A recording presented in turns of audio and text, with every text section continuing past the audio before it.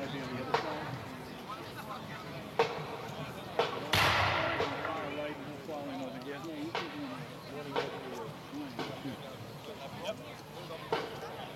Morning, Dick. Morning. Hi. Taping.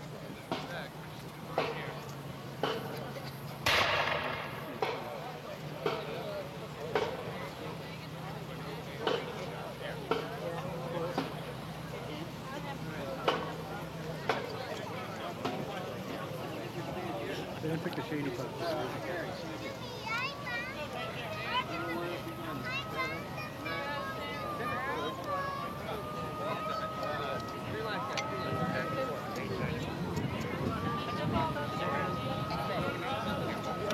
don't know where they're supposed to stand, so you direct them where they got to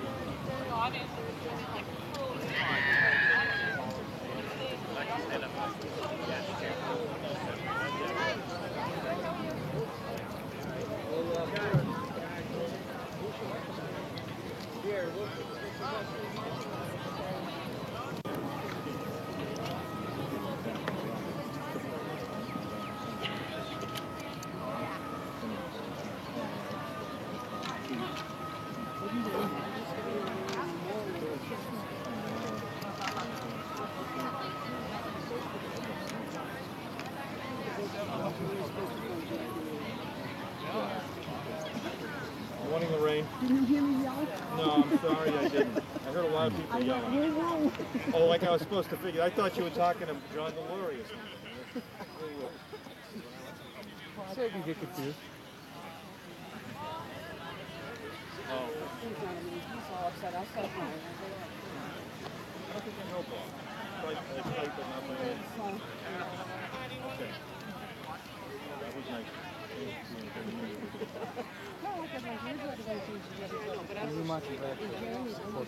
I think that's where we go back to. Oh, really? Ma, we're gonna put you up here in the shade. We're going to put you up there. She was mending our own husband, the father. Was squashing Yeah. Couldn't see it when he said it in the corner. I was surprised.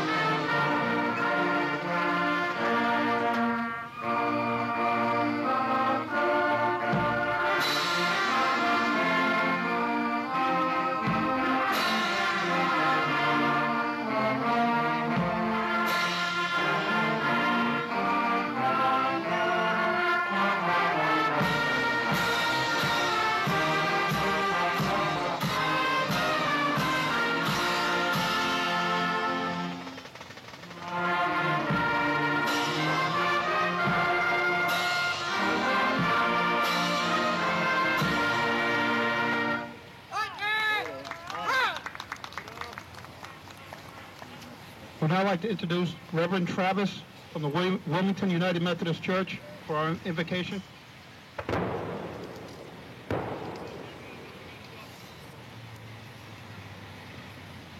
Abraham Lincoln said, "It is for the living rather to be dedicated here to the unfinished work which they who fought have thus so far nobly advanced.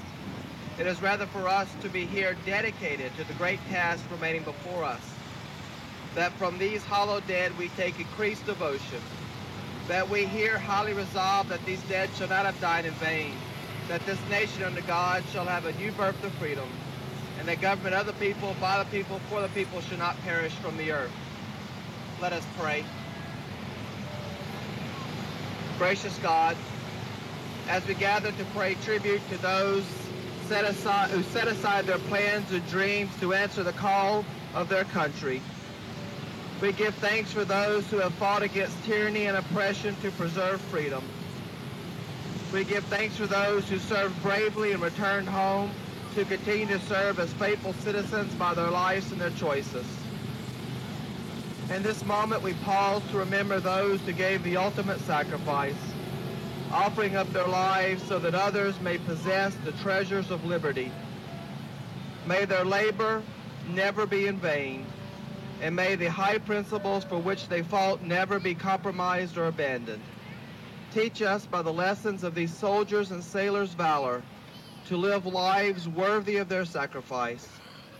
Teach us to fully participate in the process of government, standing up for justice, equality, and liberty for all people. By the witness of these gallant people, teach us to be willing to set aside comfort, safety, and personal gain to ensure the rights of all people, so that the ideals of our Constitution and the highest principles of humankind may guide our nation in all its deeds and actions. Amen.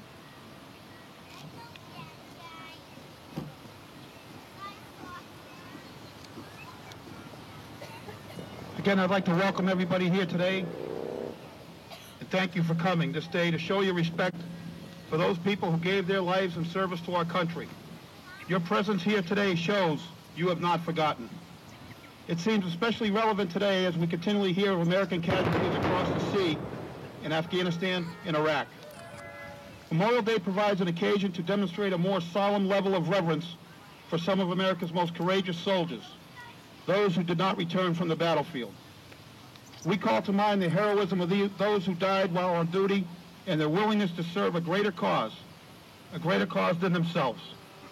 With a deep sense of patriotism and a firm commitment to values that make the United States a beacon of freedom, these men and women fought on the front lines of battles that shaped the course of human history.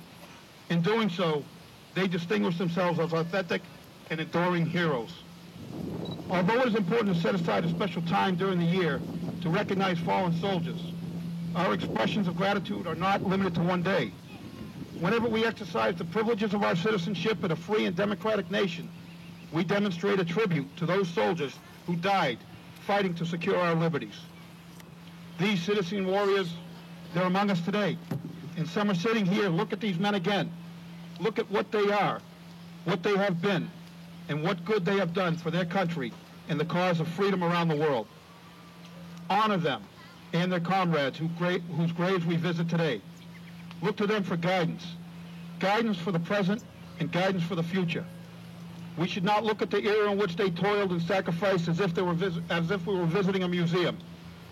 We should look at what they did and how they did it, and in doing so, honor them by imitating their courage, their sacrifice, and their excellence.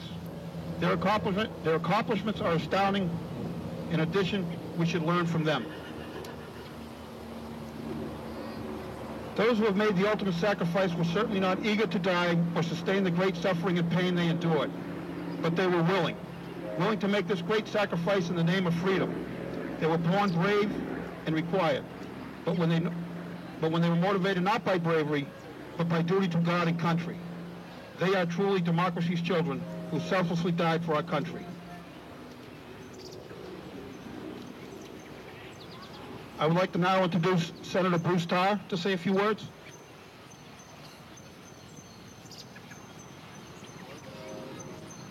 Thank you very much, Lou, and good morning.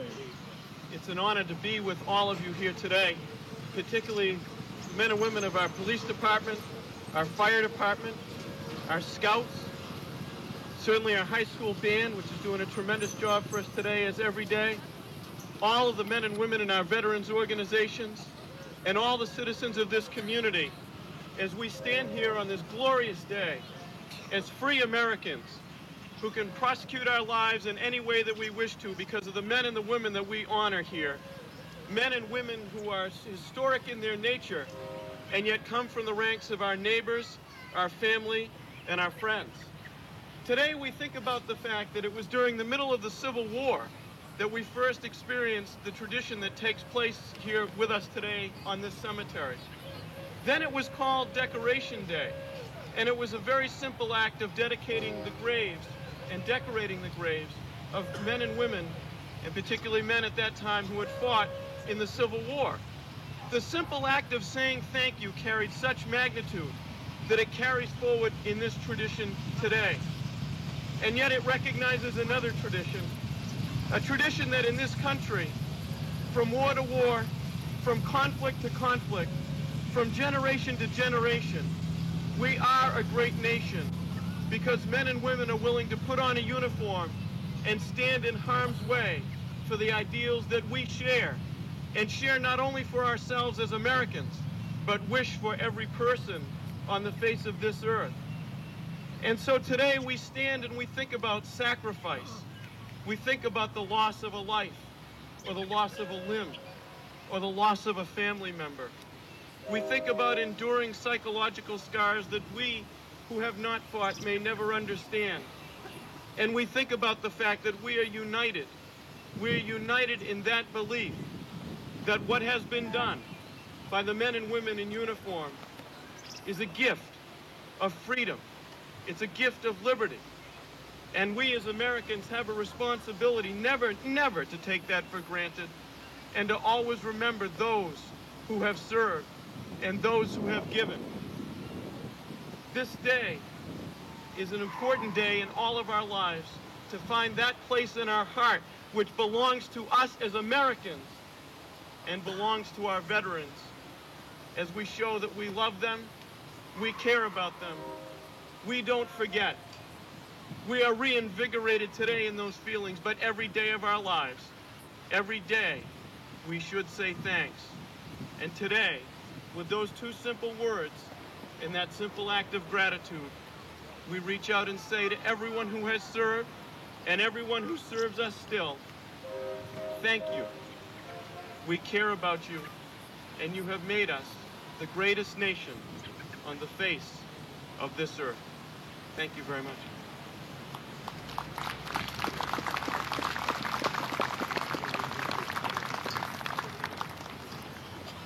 I would also like to introduce the Chairman of the Board of Selectmen, Mike Newhouse, and all the other selectmen are here, Mike McCoy, Charlie Fiore, and Ray Lepore.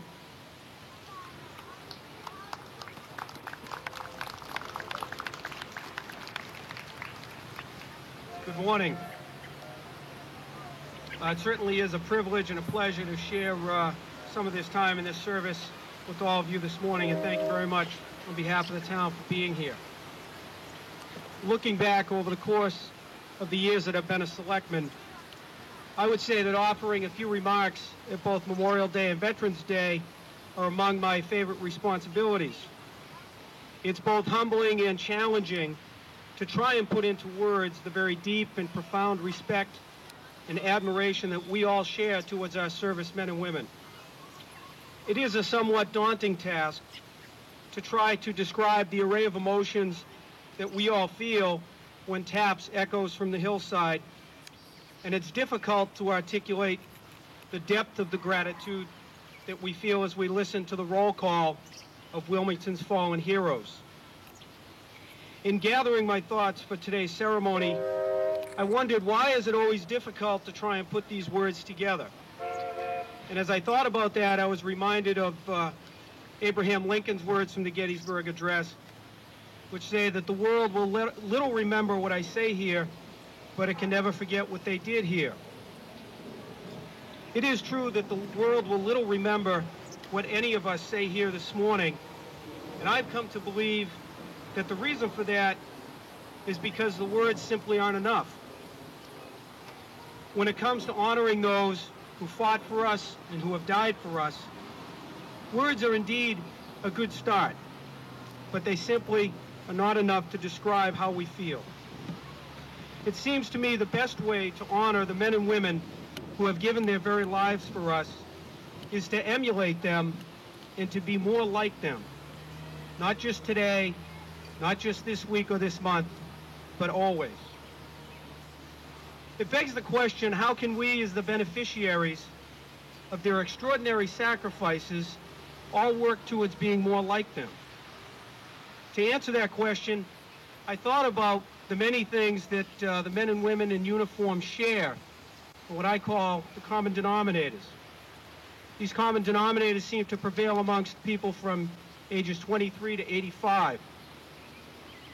First and foremost, they are an extraordinarily unselfish group. They put the best interests of others before their own. They also are people of action. They talk less and they do more. When they do talk, they mean what they say and they tell the truth. People in uniform don't obsess over problems. They assess, adapt, and overcome them. They are resilient. Likewise, they don't judge a man by how hard he gets knocked to the ground, but rather how determined he is to get back up. While they command respect, they don't feel entitled to anything. They insist on earning their keep. Men and women of uniform are practical.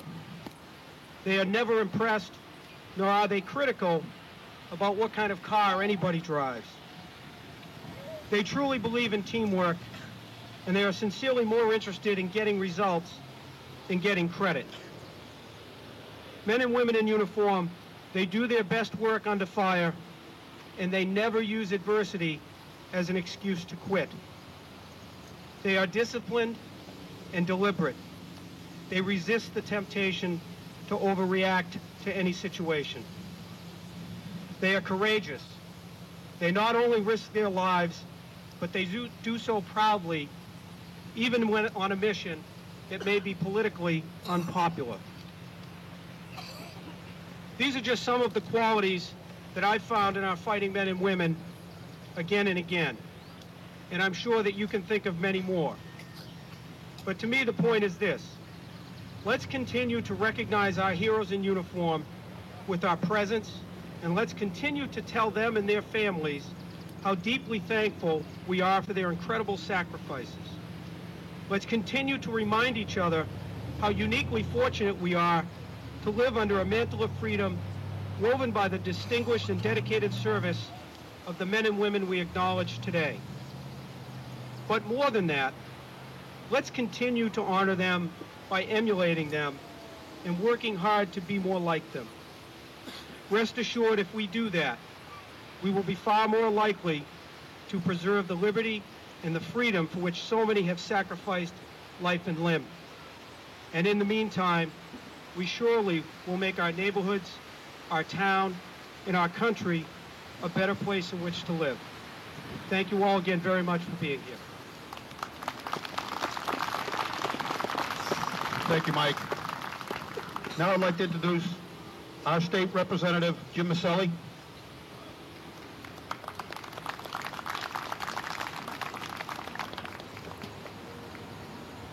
Pleasure to be here today.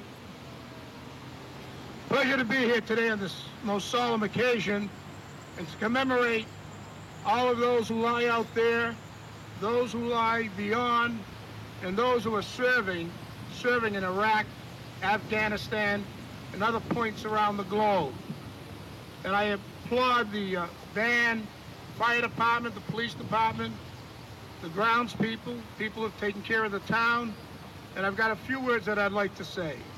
We come here today, this 26th day of May, 2008, to pay tribute to every American service member who died defending our great nation. Some died here on American soil, while so many others died overseas on foreign land, so that we may all sleep soundly and feel protected back home.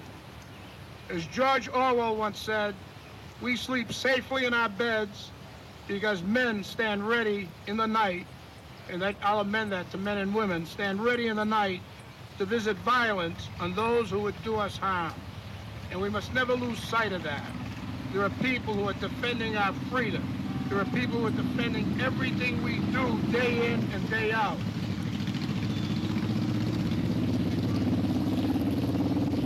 At home, we do not see the daily atrocities and horrific situations soldiers experience every day during wartime. you owe a debt of gratitude not only to those servicemen and women who died, but also to their families and friends who were forced to persevere without their loved ones. For every soldier who risks and then later loses his or her life to keep us safe as a nation, we grieve for them. In this overwhelming grief, we must not forget the bravery and sacrifice of those who were taken from us too soon, nor the cause they fought and died for. Unfortunately, sometimes freedom has a tremendous price. On behalf of the Commonwealth and a grateful nation, I would like to commemorate all those who served our great country, and I would also like to remember, and I can't be more emphatic about this, those who lost their lives to retain our freedom. Their lives and their sacrifices will forever live in our hearts. I'm not leaving to go away somewhere. I'm leaving to go to Tewksbury because they have a service that starts around noontime at 12:30, and they do it in reverse. They have it at the cemetery first and then the parade. But I wouldn't miss this for anything. Thank you.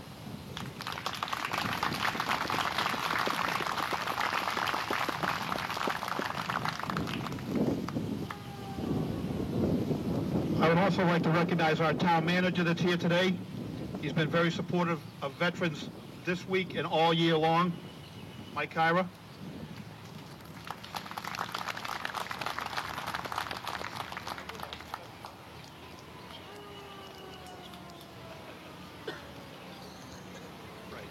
I'd like to invite all the commanders of the Honor Guards to come front and center.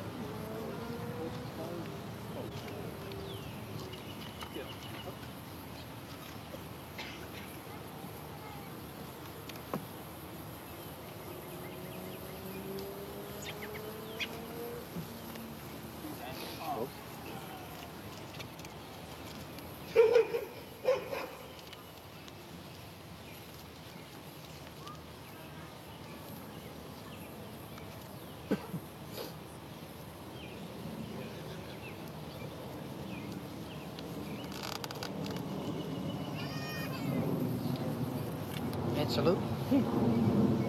Two. Okay.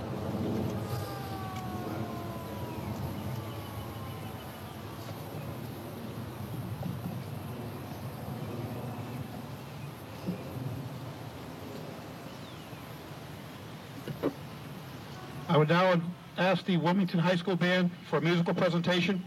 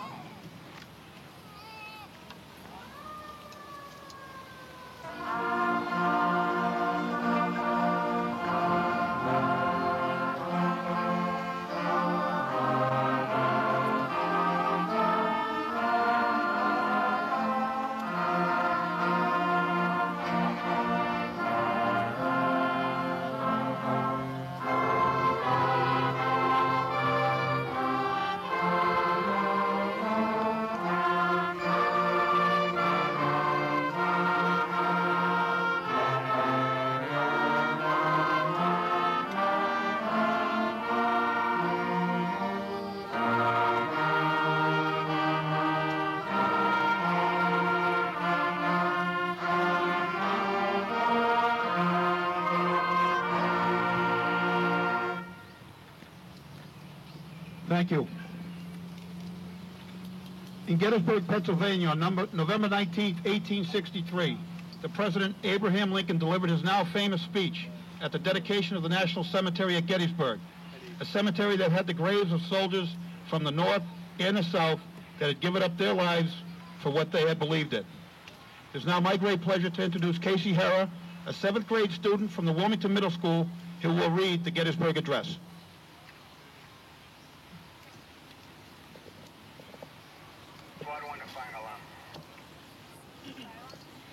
407 years ago, our fathers brought forth upon this continent a new nation, conceived in liberty and dedicated to the proposition that all men are created equal.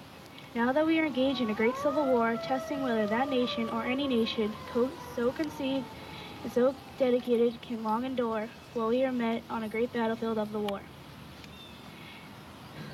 We have come to dedicate a portion of it as a final resting place for those who have gave their lives, that that nation might live. It's altogether fitting and proper that we should do this. But in a longer sense, we cannot dedicate, we cannot consecrate, we cannot hollow this ground. The brave men, living and dead, who struggle here, have consecrated it far above our poor power to add or detract. The world will never know, nor long remember what we say here, but we can never forget what they did here. It is for us, the living, rather to be dedicated here, to the unfinished work which they have thus far so nobly carried on. It is rather for us to be dedicated to the great task remaining for us, that from these honored dead, we take increased devotion to that cause for which they have gave the last full measure of devotion, that we highly resolve that these dead shall not have died in vain, this nation shall have a new birth of freedom, and that the government of the people, by the people, and for the people shall not perish from the earth. Thank you.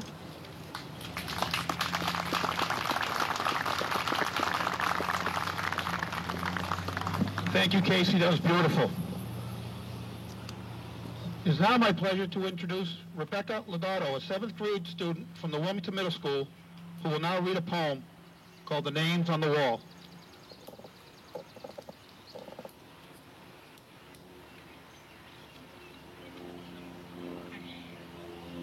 On the morning of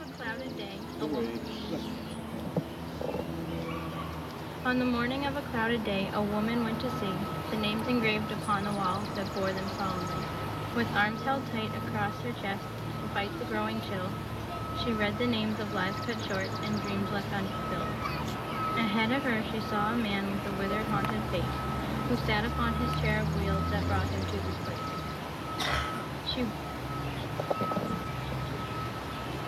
She watched him as with withered hand he tried to touch a name, but struggle as he might, the strength he needed never came. She walked to him and slowly kneeled and looked into his eyes, said, "Sir, I'll help you touch the name that you have recognized." With shaking voice he answered her, a gruffness to his tone, "I need no help. If it takes all day, I'll touch this wall alone. My limbs may be of little use, but for all that I may lack, so far from home this boy's life ceased, at least I made it back. I owe him now to find the strength to touch this wall alone, to honor my friend's memory, how briefly his light shone." She gathered her words carefully as she gazed upon his face. "We all have different reasons, sir, for coming to this place.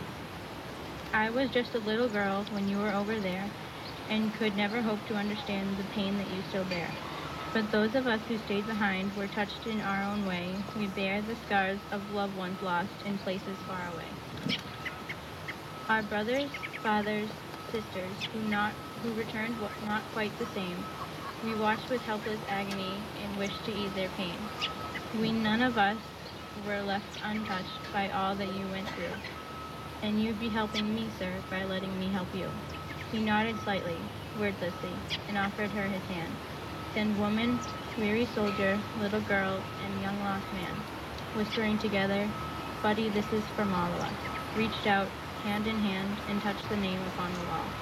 By Tracy Santana.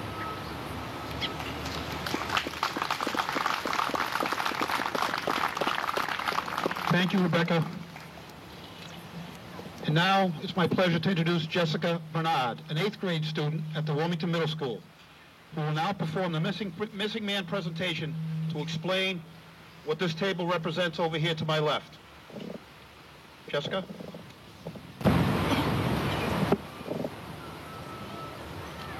I would like to explain the meaning of the items on this special table. The table is round to show our everlasting concern for our missing men. The tablecloth is white, symbolizing the purity of their motives when answering their call to duty. The single rose displayed in a vase reminds us of the life of each of the missing and their loved ones and friends of these Americans who keep the faith, awaiting answers. The vase is tied with a red ribbon, symbol of our continued determination to account for our missing. A slice of lemon on the bread plate is to remind us of the bitter fate of those captured and missing in a foreign land. A pinch of salt symbolizes the tears endured by those missing and their families who seek answers. The Bible represents the strength gained through faith to sustain those lost from our country, founded as one nation under God. The glass is inverted to symbolize their inability to share the toast. The chairs are empty. They are missing.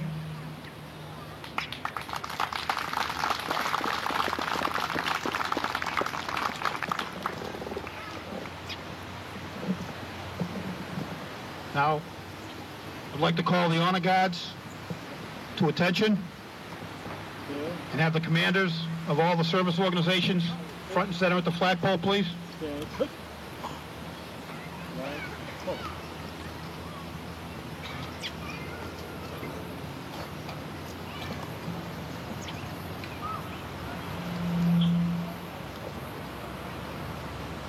It's now my honor to do the roll call of all the KIAs from Wilmington.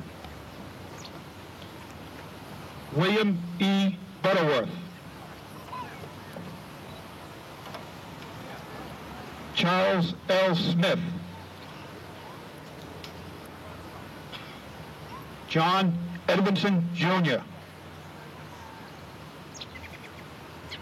James W. Sudbury. Joseph L. Ring. Max Jacobs. Wesley W. Colburn. Herbert A. Nitchie. Walter R. Joy. Elmer M. Drew. Benedict Lip. John A. Martins. Albert L. Ayotte. Joseph C. Cochran. Francis E. Babine. William F. Cadlick. Leslie W. Wicks. Stephen J. Pilcher. Walter F. Goss. Chester L. Garrity. Henry T. Fitzgerald. John L. Berrigan. Herbert F. Johnson, Jr. Antonio Gagnon. Arthur M. Starr. William A. Buck.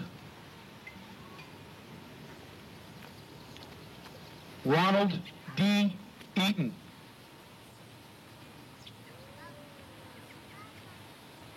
Colin J. Concannon. Michael Davis.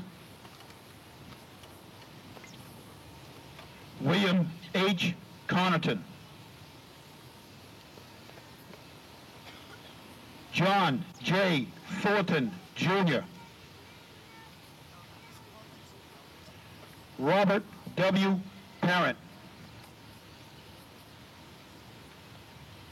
Richard W. Welch. John A. Rich. Ralph Pullian.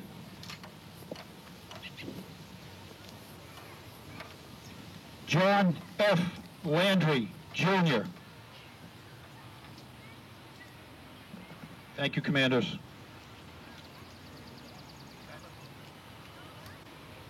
Commanders can now recover.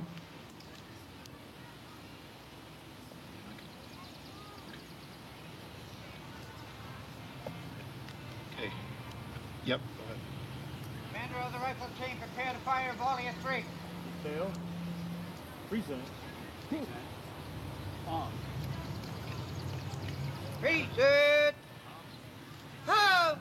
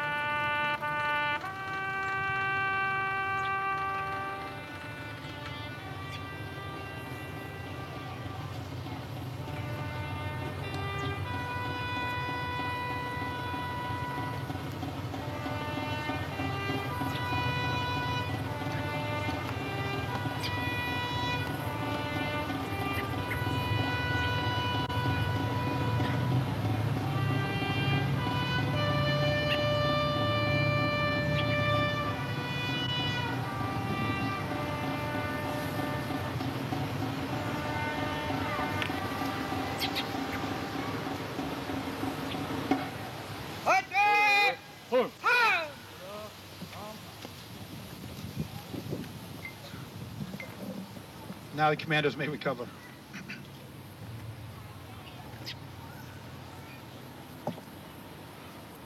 I would like to thank the town of Wilmington, DPW. What a wonderful job they've done at the cemetery and the whole parade route today. Police, fire, all the honor guards, the service organizations, but most especially everybody that showed up here today. All the family members that have lost loved ones overseas, and everybody just come out here today to pay their respects and to be here. Thank you. I would now ask Reverend Travis for a final benediction.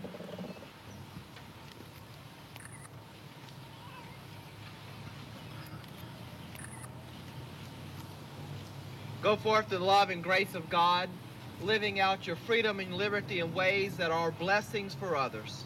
Amen.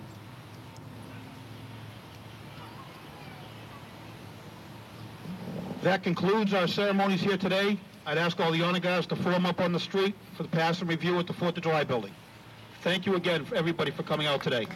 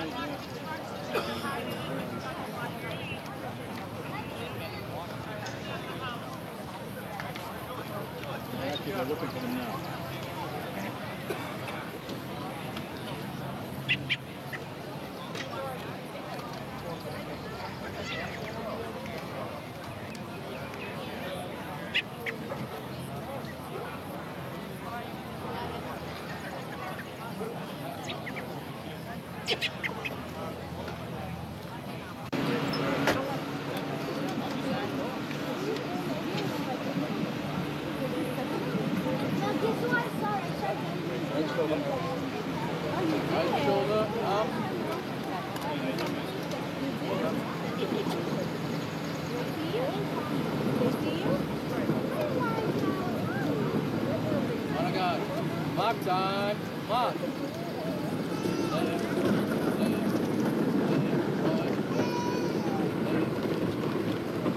On a gun. Lock time. Up. Oh, lay him.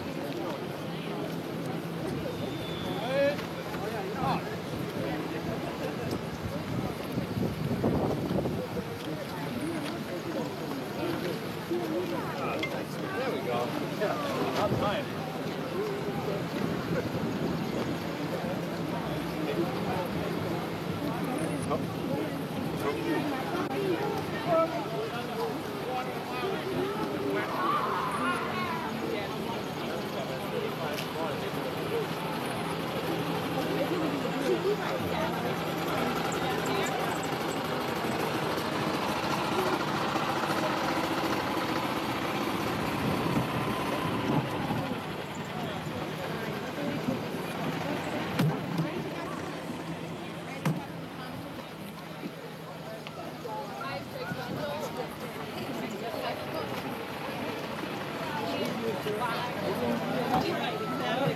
Olivia, are you walking without your shoes?